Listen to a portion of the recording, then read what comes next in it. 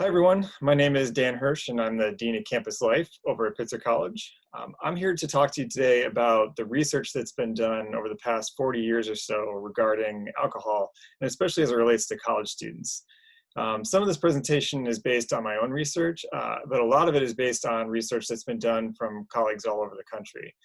I've done this presentation for a few years now at Pitzer, Mud, and Scripps, and although never online, which is a little disappointing because Mudders always ask the best questions, and most of them start with the word hypothetically. So when we're in person together, we get to have a little bit more of that dialogue, but we'll go over some of the content today anyway. And I'm always open for questions, and I'll share my email with you at the end so that you can always get in touch with me that way. This is not a presentation that's about policy or even about abstinence, and it's not values-based. I'm not here to tell you about my opinion on whether or not you should drink. That's a personal choice, and that's something you each will have to decide on your own. It's also not a presentation of me telling you that you should drink, because that's weird and ethically dubious. So we're not going to do that. But this information should be helpful to you regardless of whether or not you choose to consume alcohol, because we know there's alcohol consumption that does take place on campus, and that means it's a community conversation that we should have. So before we get going into a little bit more of the philosophy of this, I just wanted to let you know that there are three parts to this conversation. I'm going to talk about the first part, which is reviewing some of the elements from Alocohol EDU. The second part is about social norms, which is where my research comes in, and also alcohol expectations. And the final part is about alcohol's impact on sleep and tolerance. So I'm going to share a PowerPoint with you now, so we can go through some of this together. So before we get started, I just wanted to go into a little bit more about our philosophy on this. And it comes from this term that we use in the research called the harm reduction philosophy. And that is sort of what it sounds like. It's this idea that, if you could boil down the harm reduction philosophy into one phrase for alcohol education, it's that if a person chooses to drink, there are ways to do so in a safer and less risky way, right? That's not saying what you should drink or how much necessarily. It's just saying that if a person chooses to drink, we can do so in a safer and less risky way. This is research driven, like I was just talking about, and it's also informed by local data, local meaning to the Claremont colleges, but also specifically to each of the 5 colleges individually. And it recognizes this idea that any decrease in risky behavior is a step in the right direction. So if somebody wanted to avoid all possible consequences or negative impacts of alcohol use, they shouldn't drink any alcohol. But there's also ways to say that, drinking 3 drinks in a night versus 10 drinks in a night is a good step in the right direction. And so if we can stop you from getting to 10 in the first place, that's great. If we can bring them back down to 3 or so, that's even better. So that's one of the elements of harm reduction philosophy and where we come from on the 5Cs campuses and how we talk about this. So for the first part of this conversation, we'll just start quickly going over some of the things that are in Alocohol EDU. And most specifically, we're going to focus on what actually counts as a drink. There's all sorts of myths out there and incorrect information about differences between alcohols, especially in advertising. You'll see a lot of different kind of ways that alcohol markets itself, but things like this, where basically every single light beer is roughly the same in terms of how we think about it biologically, but they come up with all sorts of different ways to try and differentiate themselves on that 1 calorie and their spelling ability. So this is in Alocohol EDU, but I just want to go over this briefly so we're on the same page. So what actually counts as a drink? And that's not just like what's ever in a container. That's what counts as a standard drink in terms of how we think about it with alcohol. For beer, it's 12 ounces of 5% alcohol. Not necessarily it's in a solo cup, because depending on the brand, those cups are different sizes, and they're often more like 18 or 20 ounces. So that would be more than one standard drink. 8 ounces of anything that's a malt liquor, and it'll say that on the bottle. Or anything, like Four Loko, this high ethyl alcohol content beverages, there's several of them now, but Four Loko is one that was out there, one of the first ones out there, and it was pretty dangerous because people didn't realize how much alcohol is actually in one of those. So 4.5 ounces, which means there's around 3 standard drinks in a standard can of Four Loko. In wine, that's usually roughly around 14%, or maybe a little bit less than that. It's 4 ounces. And then when you get into hard alcohols, we get 1.25 ounces of 80 proof alcohol, which is pretty standard in terms of the proof. Proof is twice the percentage, right? So 80 proof alcohol is 40% alcohol. and then 1 ounce of 100 proof alcohol. So there, you'll see some that are that high in terms of the proof, but the standard is typically around 80. So that's what the standard drinks are that we know of. On college campuses, a lot of times we see what we call jungle juice, which is basically people just throwing things in a bucket and seeing what happens. And that's bad because of the taste, but also just because it's really hard to know what's actually in, like what a standard drink is of each of that amount of jungle juice. So that's where, if you're trying to track drinks and be really responsible and manage that, it's really, really difficult with something that's mixed in that way. So then we also need to clarify really quick what binge drinking is. Binge drinking in our definition is getting to a 0.08 or higher in one sitting. And for men and women, it's slightly different, but for women, it's around 4 drinks and men, it's around 5. So anything that's what we're classifying as binge drinking, is anything that exceeds 0.08. So then just to get into a couple of the brief pieces of the biology. So there are different ways that alcohol enters the body and ways that alcohol exits the body.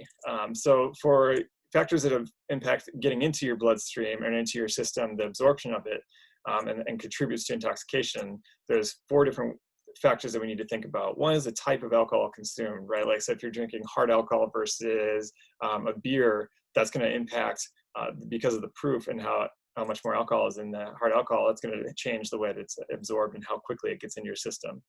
The rate of consumption, right? Sipping is very different than chugging.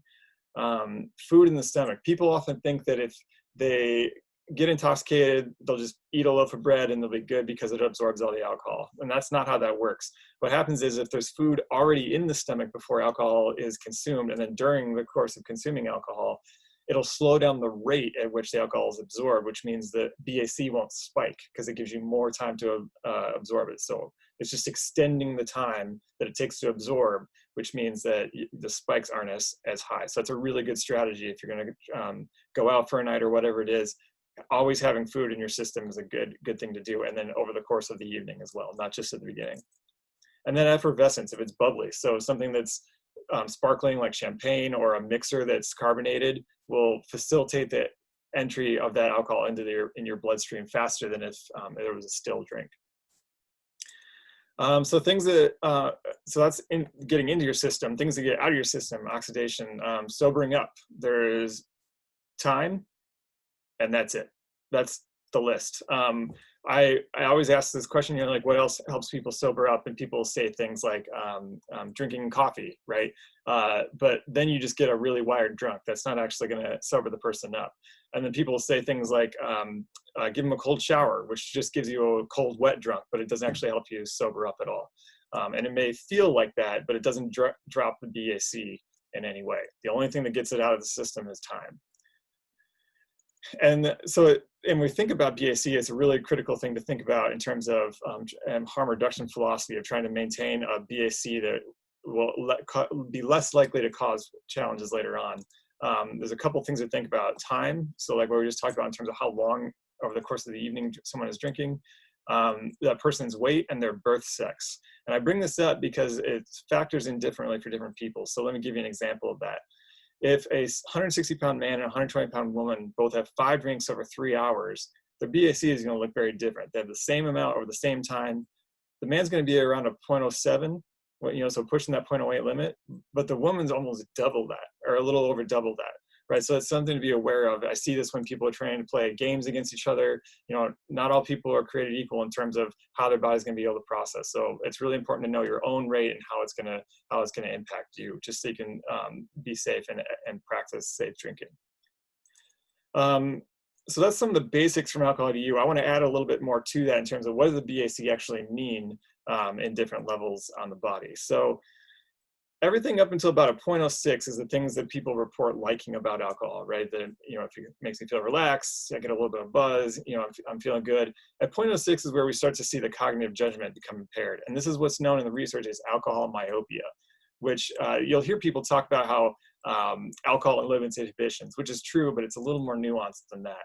So let me just show you what this looks like.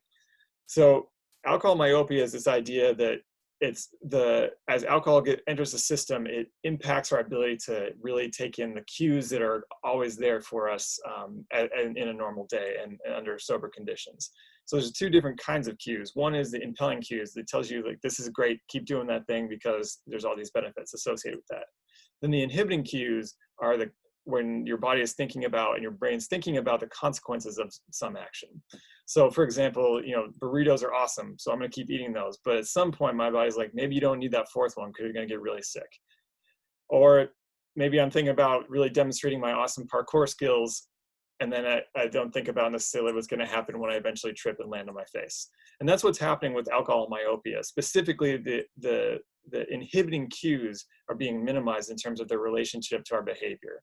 So over time, it looks like this. So the BAC level, let that go from lower to higher. So, and on the other axis, you have the influence of those inhibiting cues on decision making. So over time, and by over time, I mean as the BAC gets higher, those cues are less and less likely to have any influence on behavior. And that's what we see. So someone's not actually a better dancer when they're intoxicated. They just don't care as much, the terrible dancer, like myself. So that's what's actually happening. It's lowered inhibitions, but it's because those inhibiting cues are less impactful on our decision making.